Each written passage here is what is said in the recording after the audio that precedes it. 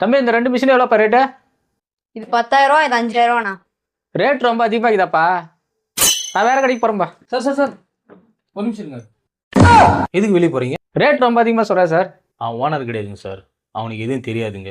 என்னடா ரேட்டு சொன்ன 2 மிஷினா? 15,000 ரூபாண்ணா.